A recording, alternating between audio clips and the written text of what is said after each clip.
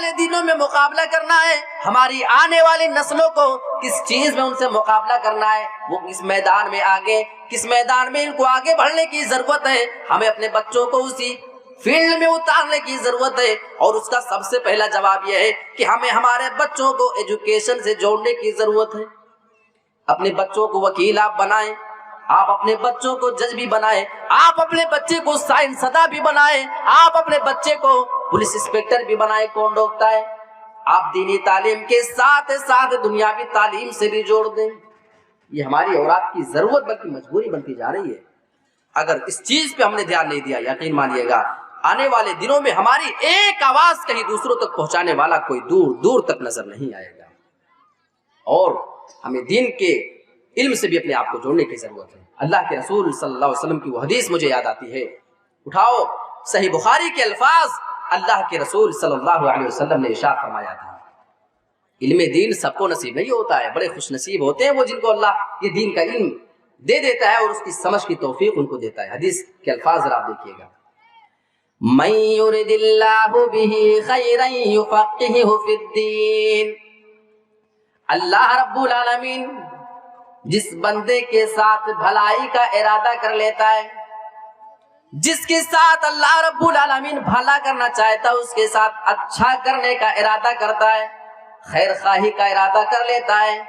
یفقہہ فی الدین، تو اللہ رب العالمین اس آدمی کو دولت نہیں دیتا ہے، اس آدمی کو کوئی بہت بڑا عہدہ نہیں دیتا ہے، یفقہہ فی الدین، بلکہ اللہ رب العالمین اس بندے کو دین کی سمجھ دیتا ہے، وہ عالم بن جاتا ہے، وہ حافظ قرآن بن جاتا ہے، وہ دین کو سمجھنے والا بن جاتا ہے۔ آپ کے بچے اگر دینی تعلیم سے جڑے ہیں، یقین مانے کہ اللہ نے ان کے ساتھ بھلائی کا ارادہ کر رکھا ہے، یہ آپ مانے یا نہ مانے، لیکن اللہ کے رسول کی صحیح بخاری کی حدیث ہمیں بتا رہی ہے، آپ کا دل اس کو تسلیم کرے یا نہ کرے۔ اور یہ دین کا علم وہ چیز ہے، اللہ اکبر، اگر اس کو کوئی آدمی حاصل کر لیتا ہے، اللہ کے رسول کی ایک حدیث کو کوئی اگر سن لیتا ہے، آپ یہاں بیٹھے ہیں اتنے سارے لوگ، آپ کو اگر ایک حدیث پورے جلسے میں کوئی اگر یاد رہ جائے اور اس ایک حدیث کو آپ کسی دوسرے تک لے جا کر پہنچا دیں ویسے کہ اللہ کے رسول کی یہ حدیث ہے، تو جانتے ہیں آپ کو رسول دعا کیا دے رہے ہیں، بہت بڑی دعا آپ کو دے کے جان، اللہ اکبر۔ یہ دینی جلسوں کا بہت بڑا فائدہ ہے۔ نظر اللہ امرأ سمع منا حدیثا فحفظه حتى يبلغه غیرہ، اللہ رب العالمین ایسے بندے کو تر و تازہ رکھے، خوشحال رکھے، ہرا بھرا رکھے، جو میری ایک حدیث کو مجھ سے سن لیتا ہے اور اس ایک حدیث کو پھر وہ یاد کر لیتا ہے، اپنے ذہن میں اس کو بٹھا لیا کرتا ہے، حتی یبلغہ غیرہ، یہاں تک کہ اس حدیث کو دوسروں تک پہنچا دیا کرتا ہے۔ سننے کے بعد آپ کو یاد کر لینا ہے اور یاد کرنے کے بعد اسے دوسروں تک پہنچا دینا ہے۔ تین سٹیج ہے، سنیں، یاد کیجیے اور اس کے بعد دوسروں تک پہنچا دے۔ آپ کو دعا اللہ کے رسول کی یہ ہے کہ اللہ تجھے خوشحال رکھے، اللہ تجھے ہرا بھرا رکھے، تجھے کبھی کوئی مصیبت نہ آئے، تو ہمیشہ سلامت رہے۔ یہ رسول کی دعا ہمارے اور آپ کے لیے ہے۔ اگر ہم دین کا علم حاصل کر لیتے ہیں تو ہر آدمی کے حصے میں یہ دعائیں نہیں آنے والی ہیں رسول کی۔ اور جانتے ہیں آج کل لوگ، ہاں جہاں میں نے ابھی بات پیش کی اس کے دونوں پہلو ہیں، دنیاوی تعلیم جہاں ضروری ہے تو دینی تعلیم بھی، ہمیں یہ دونوں چیزوں کو لے کر کے چلنے کی ضرورت ہے۔ اس کا یہ مطلب نہیں کہ اگر کوئی دنیا کی تعلیم حاصل کر لیا تو اس کے سامنے اب دین کے عالم کی کوئی ویلیو نہیں ہے، اس کے سامنے حافظ قرآن کی کوئی اہمیت نہیں ہے، بات ایسی نہیں ہے۔ آئیے اللہ کے رسول کی ایک اور حدیث دیکھ لیتے ہیں۔ وہ قیامت کا دن ہوگا جہاں پہ سبھی لوگ ذلت میں پڑے ہوئے ہوں گے، کوئی کسی کو پہچاننے والا نہیں ہوگا، کوئی کسی کی جانب نظریں اٹھا کر کے دیکھنے والا نہیں ہوگا، کسی کو کوئی شان و شوکت کا اندازہ نہیں ہوگا کہ ہم کون ہیں، اور نہ کوئی کسی کی شان و شوکت کے بارے میں جانے گا۔ یقال لصاحب القرآن، ایک حافظ قرآن کو لایا جائے گا اور اس حافظ قرآن سے یہ کہا جائے گا، اقرأ ورتقی ورتل کما کنت ترتل فی الدنیا۔ حافظ قرآن کو بلایا جائے گا اور اس بندے سے کہا جائے گا، اقرأ، اے میرے بندے تو قرآن کو پڑھنا چالو کر، ورتل، اور تو قرآن کو آہستہ آہستہ پڑھتے جانا، ورتقی، اور تو بلندیوں کے اوپر چڑھتا چلا جا، اور تیری آخری منزل کہاں پہ ہوگی؟ فَإِنَّ مَنزِلَتَكَ عِنْدَ آخِرِ آیَةٍ تَقْرَؤُهَا، جہاں پہ تو قرآن پڑھنا ختم کرے گا، جہاں پہ تو اسٹاپ لے گا، جہاں پہ تیرا قرآن ختم ہوگا، وہی تیری آخری منزل ہوگی۔ تو آرام سے پڑھنا، بہت ہی زیادہ اسپیڈ کے ساتھ اگر تو قرآن کو پڑھے گا تو ہو سکتا ہے کہ تو بہت ہی زیادہ اونچائی پہ نہ جا سکے، اللہ اس کو بہت بلندی پر لے کر کے جانا چاہے گا، لہذا کہے گا کہ دیکھ ذرا آرام کے ساتھ پڑھنا تاکہ زیادہ بلندی تجھے مل سکے۔ یہ نصیبہ ہر ایک کا نہیں ہو سکتا ہے، لیکن اسی حافظ قرآن کو آج دنیا کے لوگ کس نظر سے دیکھتے ہیں؟ کوئی صاحب اپنی دکان اپنے آفس میں بیٹھے ہوئے ہیں اور کوئی حافظ کوئی عالم صاحب چلے جائیں اور ان کا آدمی جا کر کے بولے کہ دیکھو فلاں عالم صاحب آپ سے ملنے آئے، پھر دیکھو جواب کیا ملتا ہے، کون ہے؟ اچھا وہ حافظ صاحب ہے، وہ ٹھیک ہے بول تو بیٹھے آدھا گھنٹہ 1 گھنٹہ ویٹ کرے، جب میں فری ہوتا ہوں تو نکل کر کے ان سے میں ملوں گا، یہ ہمیں جواب ملتا ہے۔ لیکن اسی آدمی کو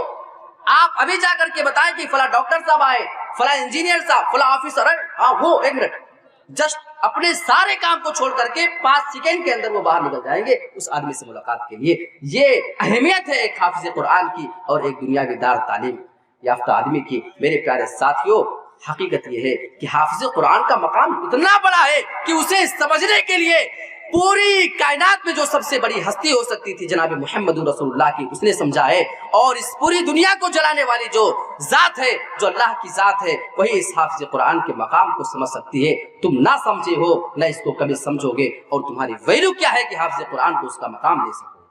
اسی بنا پہ اللہ رب العالمین اس کو قیامت کے دن بلائے گا اور کہے گا اتنی بلندی پر تو چڑھتے چلا جا کہ سارے لوگوں کی نظر جاتے جاتے جہاں پہ تھک جائے تجھے اتنا اونچا مقام دے دیا جائے گا۔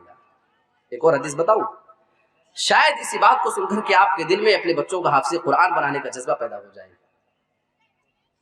اللہ کے رسول نے فرمایا کہ حافظ قرآن جانتے کس کے ساتھ ہوگا؟ الماہر بالقرآن مع السفرۃ الکرام البررہ، جو آدمی دنیا میں قرآن پڑھنے میں ماہر ہوگا، جو حافظ قرآن ہوگا،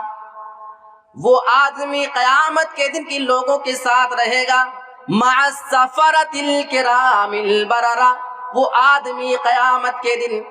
بڑے معزز اور بزرگ جو چنندہ فرشتے ہیں ان کے ساتھ اس کا اٹھنا بیٹھنا ہوگا، اس کے ساتھ ان کا شمار ہوگا۔ ویسے تو فرشتے سبھی کے سبھی معزز ہیں، فرشتوں کا سبھی کا مقام اپنا اپنا اونچا ہے، لیکن ان میں بھی کچھ پوزیشن کے اعتبار سے، اس مقام کے اعتبار سے جو سب سے اونچے سب سے اعلیٰ ہوں گے انہیں کے ساتھ اس کا شمار کیا جائے گا۔ اب بتاؤ دنیا دار پڑھے لکھے آدمی کی اس حافظ قرآن کی سامنے کیا ویلیو ہے، یہ حدیث ہمیں کلیئر کر کے بتاتی ہے۔ لیکن اس کا یہ مطلب نہیں ہے کہ جو آدمی قرآن کو بہت اچھا نہیں پڑھ سکا، جو کبھی حفظ نہیں کر سکا، جو کبھی عالم نہیں بن سکا، اس کے لیے محروم ہمارے رسول نے نہیں کیا ہے۔ اس کے لیے تو اللہ کے رسول نے دوہرے ثواب کا وعدہ کیا ہے، اور یہ حدیث تو ایسے لوگوں کو حوصلہ دلاتی ہے۔ والذی یقرأ القرآن، اور جو بندہ دنیا میں قرآن پڑھنا چاہتا ہے، ویتعتع فیہ، وہ قرآن کو پڑھتا ہے لیکن وہ اٹک اٹک کر کے پڑھا کرتا ہے۔ جب وہ قرآن کو پڑھتا ہے صحیح سے پڑھنا اس کو نہیں آتا ہے، وَيَتَعْتَوْ فِيهِ وَهُوَ عَلَيْهِ شَاقٌ، جب وہ قرآن پڑھتا ہے تو قرآن کا پڑھنا اس کے اوپر دشوار گزر رہا ہے، اس سے بڑی مشکل کا سامنا کرنا پڑتا ہے۔ اللہ کے رسول فرماتے ایسا آدمی جو دنیا میں قرآن پڑھنے کی کوشش کرتا ہے اور اٹک اٹک کے وہ پڑھا کرتا ہے، بھول جاتا ہے، پھر آیت کو ریپیٹ کرتا ہے، بار بار اس کو پڑھنے کی کوشش کرتا ہے لیکن وہ ہمت کو نہیں ہارتا ہے۔ اللہ کے رسول اس کا مقام بیان فرماتے ہیں، لہو اجران، اے لوگوں کیا جانتے ہو اس آدمی کو ڈبل ثواب دیا جائے گا، اس آدمی کو اللہ رب العالمین دوہرا ثواب سے نوازے گا۔ ایک تو قرآن پڑھنے کی، دوسرے جو اس کے اوپر مشکل پڑ رہا تھا، اس کو گرا گزر رہا تھا، اس کے اوپر بار بار وہ پریکٹس اور کوشش کر کے پڑھ رہا تھا، لہو اجران، اس آدمی کو ڈبل ثواب دیا جائے گا۔ یہ ہے قرآن مجید جو کم پڑھے لکھوں کو بھی محروم نہیں کرتا ہے اور حافظ اور عالم کو بھی محروم نہیں کرتا، ان کا تو مقام ہی کچھ اور ہے۔ یہ صرف اور صرف اسلام دے سکتا ہے سبھی لوگوں کو انصاف کے ساتھ۔ اچھا، یہ علم دین کی اہمیت جو ایسی ہے نا کہ اگر کوئی بندہ اپنے آپ کو علم دین سے جوڑ لیتا ہے تو یہ سمجھ لیں کہ وہ آدمی جنت کے راستے پہ چلتے جا رہا ہے۔ اچھا، ابھی آپ سے پوچھا جائے کہ آپ کو جنت کا راستہ بتا دیا جائے تو آپ چلنا چاہو گے؟ ہر کوئی چاہے گا نا کہ فوراً سارا کام چھوڑ کر کے، پھر چاہے آپ کسی کو 1 کروڑ روپے کا پیشکش کر دیں کہ کروڑ لے لو رک جاؤ، تو نہیں رکنے والا وہ۔ رکیں گے؟ نہیں رکیں گے، ہم تو نہیں رکیں گے، نہ آپ رکیں گے۔ دنیا کی ساری دولت جنت کے سامنے بیکار ہے، اور ہو کیوں نہ، کیونکہ اللہ کے رسول کی وہ حدیث، آپ صحیح مسلم کی حدیث دیکھ لیں، حدیث قدسی ہے، جس میں اللہ رب العالمین ارشاد فرماتا اسی جنت کے بارے میں، اعددت لعباد الصالحین، میں نے اپنے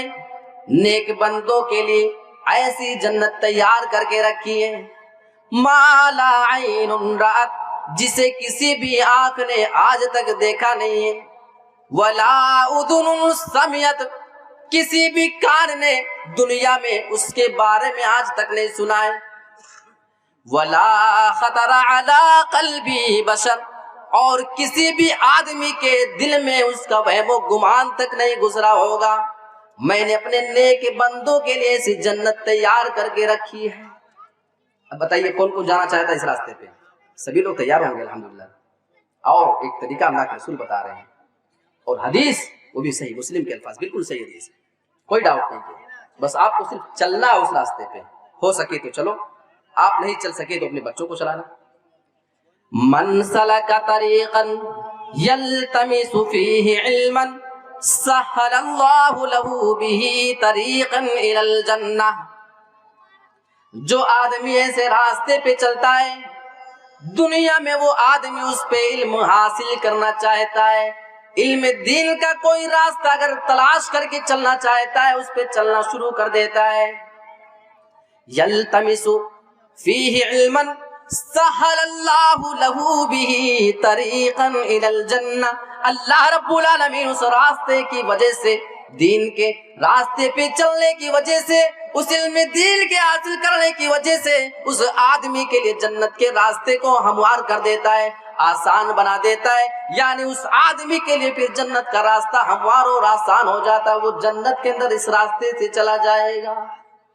وہ راستہ ہے علم کا، اور اس کے اوپر عمل کرے اور اپنے آپ کو آپ جنتی بنانے کی کوشش کریں۔